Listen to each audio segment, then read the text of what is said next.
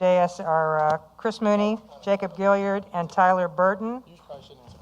We'll let Coach give us an opening statement, and as I said, let's go quickly, please, if we can, due to the time.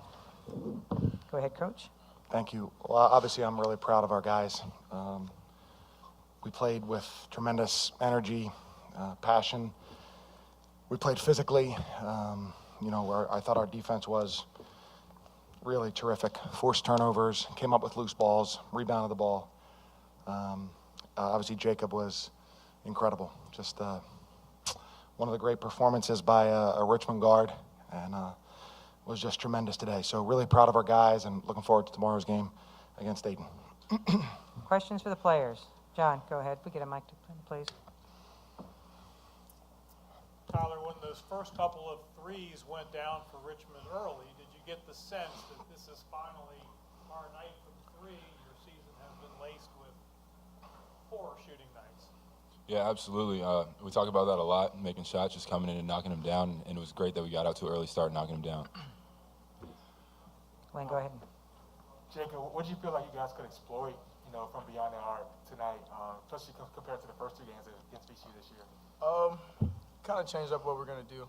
We try to do a lot more ball screens. I think their ball screen defense is pretty good, but it kind of spreads them out, makes them collapse, and gets guys open shots. Luckily for me, a couple shots fell early. Getting to play here yesterday was big for us. I think, we got adjusted to the rim and the atmosphere, and shots fell for us today. Yeah. John, go ahead again.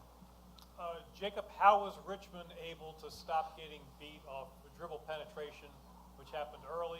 The big men got easy buckets off that. It seemed like that happened in the last game too. Yeah, personally, I don't think they have too many great shooters. There should be no reason we shouldn't be in the gaps. Kind of stringing out drives, making it tough for guys that are trying to drive and force them to kick it out and contest late on jumpers. I think we did a decent job of it in a couple halves when we played them earlier, but overall, I think we did a really good job of it today. Question right here. For either of the players, how much X's and O's are great. How much of tonight was will, desire, and just not wanting to see your chance at whatever end tonight? I'm not good at math, but I'd probably say like 95% of it was just about pride. Like we've said, they embarrassed us last time we played them. At the end of the day, to knock VCU off in the tournament, hopefully they don't get a chance to go to the NCAA tournament for us. That's what this one was about. It's personal for us, and it showed out there. I think 1 through 20, we had guys behind the bench, even in the stands, that were going crazy. It was passionate. It was energetic throughout. It was great for us. Go ahead. Speaking of this being your rival game, how does it feel? You guys lost to them twice this opening season. How does it feel to basically knock them out of NCAA contention?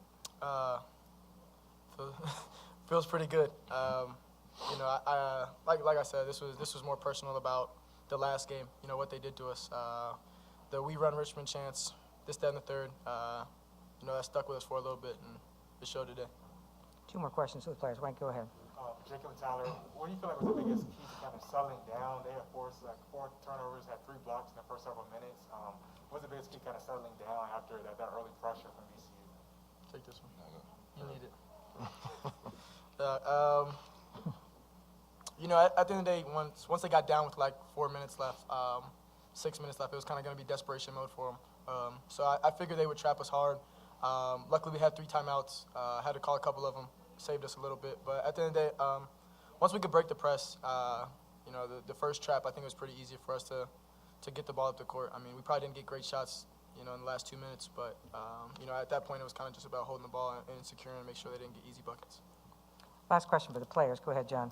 Tyler, could you look ahead to Dayton and perhaps recall that memorable ending at the Robbins Center and how that may play into the way you look at tomorrow afternoon's? Yeah, anytime you lose on the buzzer, it hurts. And I didn't play a great game that game either. So for me personally, I just want to come out there, attack them, and get another win in this tournament, move on to the championship. Gentlemen, we'll let you guys go back to the Appreciate locker room. Questions now for Chris, please. Questions? Go ahead, sir. Chris, you have a very experienced team.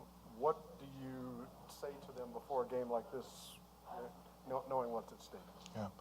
Well, today's different just because the rivalry is it's a great rivalry, and with that comes just more emotion. The highs are higher, the lows are lower. So really, it was just about challenging us because we had played so poorly in the second half down at the Siegel Center. And we prepped earlier in the week for VCU, and then we started prepping in the locker room after the game last night against Rhode Island. I mean, we wanted to be ready, and I thought the guys did a great job. Obviously Jacob was just spectacular, but everybody, even the last play of the game, it was a Richmond guy on the floor, Matt Gray securing a rebound or a loose ball, and I thought that was evident throughout. So really, it was just the challenge of playing our rival who had beaten us so badly in the second half in the second game of the season. Questions for Chris? Yes, go ahead. It seemed like the players really took that personal sort of responsibility coming off that loss at the Siegel Center. What maybe stood out the most to you about their demeanor coming in to try to rebound from that last loss? Well, it's interesting. The final score of the game down there was 20, and with 12 minutes to go in the second half, we were down 6. I think they made a shot, so maybe 4 or 6. So we competed and we were playing, and then it had gotten out of hand, us missing shots, them making some shots. So, as a lot of times with sports, the margin of the defeat and the pain of it was a little bit exaggerated, but because it's magnified, and we just wanted to make sure that we gave a great account of ourselves today. And these guys have helped to be part of a really, really good program, and I think they wanted to make sure that with this opportunity that we could execute how we wanted to play. In the back, yes, sir. Chris, Dave Preston, WTOP Radio in Washington. If you could address the 16-5 run that you guys had to end the first half and gave you the lead for good, what were the keys to getting that jump? Yeah, that was really big. Sometimes when you're playing VCU, they're so good on defense and fast and athletic, you feel like you're trying to pass the ball around outside the 3-point line. You're just perimeter based, and you have to really be tough enough and mentally tough enough to either drive in there or throw the ball into the low post. We really tried to throw it into the post as much as we could. And that was finally when we broke a little bit, through there, because I felt like we were not on our heels, but they were applying good pressure.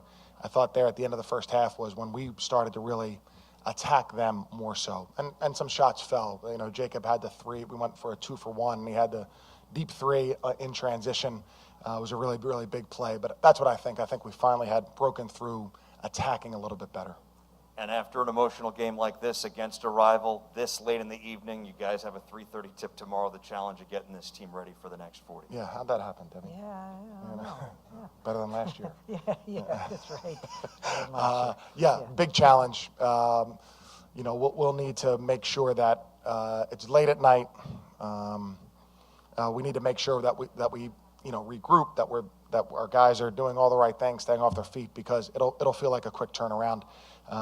But this is the beauty of college basketball and the thrill of a conference tournament. And on that note, due to the lateness, we'll let you go, Coach. Thank you. I appreciate it, guys. Thanks for staying.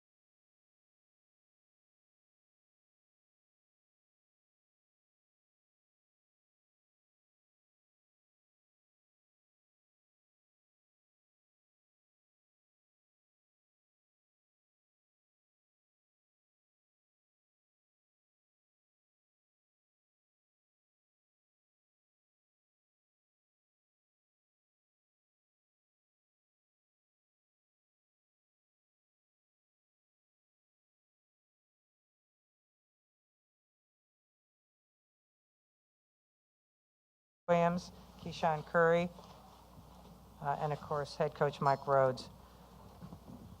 Mike, if you'll go ahead and give us an opening statement, and then we'll take some quick questions for the players and you. Congratulations on Richmond, hard-fought game. We I think there's just, Richmond had a lot to do with it, but I thought today we just, we really at times just kicked ourselves with turnovers and not defending the three-point line to get them loose a little bit and all that. So, it was ragged at times. The effort was there. Trying to make, cut the deficit there late. Our effort was great. I just thought on defense, we fouled too much and gave them up some open, too many threes to get them momentum. And offensively, just had a lot of unforced turnovers this time of the year that really can bite you. And credit to Richmond, they found a way to win the game, and they did. A couple of quick questions for the players. Yes. Guys, you guys defended the three against Richmond pretty well in those first two matchups. What do you feel like was kind of the difference tonight as far as our ability to kind of get hot beyond the arc and kind of exploit that tonight? Coach emphasized us. They will have to beat us by in threes, and then we just didn't execute on defense, on the defensive end. And really, it was just swinging the ball too quick. And then we had early rotations, which led us to some fouls. But all in all, we just came back, kept fighting. That's all you can ask for. The players? Go ahead, one. On the flip side, as far as some of the turnovers, it also seemed like maybe struggled to kind of get an extended run going to kind of catch up and maybe take a lead back late. What do you feel like was the biggest challenge as far as their defense and what they were doing to you guys on the offensive end? Keyshawn, you want to take that? You can say the question again. What do you feel like was kind of the biggest challenge as far as facing their defense and the unforced turnovers you guys had, an inability to kind of get a extended run going and take a lead down the stretch? Being that we was down, we was just trying to, create things, and us trying to create plays. We was turning the ball over, not being strong with the ball, getting in the lane, losing the ball, and not executing how Coach wanted us to. And then I don't feel like we capitalized in transition a lot. I feel like I had 3 turnovers in transition. Same. So I feel like we fixed that at 6 points, and we couldn't get over that hump of that 6 or 7 point lead they had. But yeah. And how do you guys kind of view, maybe the foul, particularly in the second half? Richmond wasn't shooting the ball particularly hot from the field, but just they were hitting it at the line. So what was kind of your thoughts on maybe the fouling and some of the calls, in that instance? I felt like we were driving the ball pretty well tonight, but we didn't get any foul calls at the rim, which we still finished at the rim. Keyshawn was getting there a lot tonight. That's what he do, really attacked our paint. I don't know. I feel like we were just stagnant on offense a little bit, which led them to reset their defense. Any final questions for the players? I know, with the loss like this, your NCAA tournament hopes kind of take a hit. What do the next couple of days look like for you, kind of waiting on that and seeing where you may land, getting ready, heading to Sunday? Obviously, we want to be here all weekend. But now we just, like Coach said in the locker room, we just got to sit and wait and see what happens next. Gentlemen, thank you. We'll let you go back to the locker room now. Thank you. And we'll Appreciate take it. further. Any other questions for Coach Rhodes, please? Go ahead. Coach, just from your perspective, the defense, obviously you guys have defended beyond the arc so well throughout the year. Just what do you feel like they maybe exploited the most there? Yeah, like Vince said, we got in some early rotations. I thought they moved the ball, and we had a couple broken plays that led to some open threes. Jacob hit 2 there off some. One was an offensive rebound. One was, I think, the ball knocked away. One was we didn't get off the press quick enough and just rotate, which we've been doing all year long. So there's 3 there. So that gave them momentum. I thought in the second half we guarded it much better. But then we put them on the foul line. You can't defend free throws. And we had some really good defensive possessions, got the clock under 10, some under 5, and we had some undisciplined fouls. And we've been, that's something we should be stressed. You got to play through the clock, and and really guard that ball. And, you know, they made some plays getting downhill, but I thought, you know, we just gave them too many opportunities to capitalize. First half was threes, second half, I think, putting them on the line. Let me get a mic right here. Thank you. Mike, Richmond's got such experience on their roster. What did you see from them in terms of their poise, execution, and desire? Yeah, well, number one, they got good players. Everybody has good players. So I mean, yeah, we battled with them in the league and we won both games, but you still know it doesn't matter. The other team's good, and you know, people play with urgency. You know, this time of the year for sure. And older guys play with urgency, maybe even more. And you saw that today. And I thought they had some great momentum in the first half that got them going. And that, even with older guys, that creates confidence. And credit to them, and they did that. You know, I think our turnovers gave them even at times more, you know, some more opportunities, and they took advantage of that. Our fouling on defense in the second half, when the clock was going down, put them on the line early. Can't defend that. Older guys are going to take advantage of that, and I thought they did. So credit to them. Go ahead, Mike. How much do you maybe chalk up as well to momentum? You know, you guys had, you know, almost a week off. They're coming off, you know, a big second half last night and bringing that into tonight. Is that something you kind of maybe chalk up a little bit to just the energy, particularly in the first half?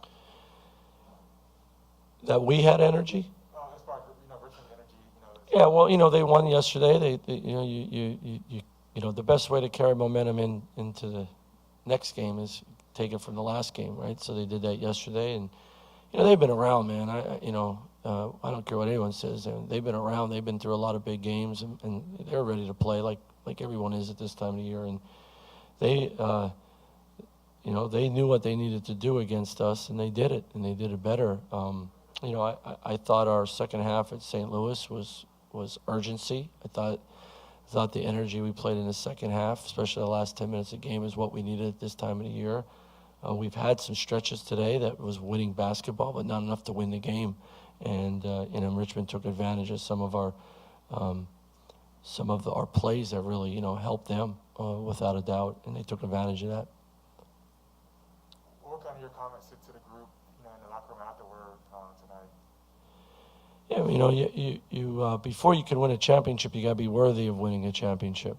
And it's all aspects of your program, all aspects of the team and how you go about things. And, you know, some of the things we've harped on throughout the year of, you know, sitting down and getting stops without fouling. And number one was taking care of the basketball. That's been our Achilles heel for us all year long. We've won a lot of games and we've played very good basketball this year. But what always hurt us this year is turnovers.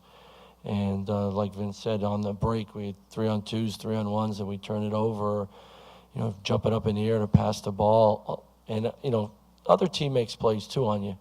But we have a lot of unforced turnovers. And some of that is experience. Some of that is ability. Some of that is just, you know, understanding in that moment, you know, just sit down and keep the ball, continue to play. And that really hurt us today. You know, turning the ball over to a team that doesn't press and doesn't really get up and get after you, 16 turnovers, that's a lot. Last question over here. Tyler Cronin, 3-bid league. Coach, you got a lot of young guys on your team that have never played a postseason game in front of a packed house like that. Is there any one big takeaway from any of those younger players that you think could be a positive moving forward, either later this year or into next year? Yeah, great question. I mean, the best teacher is experience. It just stinks when it's in the quarterfinals when you know you want to go win it, right? But it's you know, experience is the best teacher for everybody in our program, including me. Me, number one for me. I've been doing this for a while, but you got to keep learning all the time. The reality of it is there's guys going through this for the first time, and guys going through this whose roles were different than in the past. So, you know, you can tell them what's at stake. You can tell them what we're playing for. But until you go through it and experience it, and sometimes, you know, get knocked down, it's the greatest teacher. So, you know, we're going to use this to make our program better. I promise you that. You can catch him right here as he walks out, if that's okay. Thank you very much, Coach. Thank you.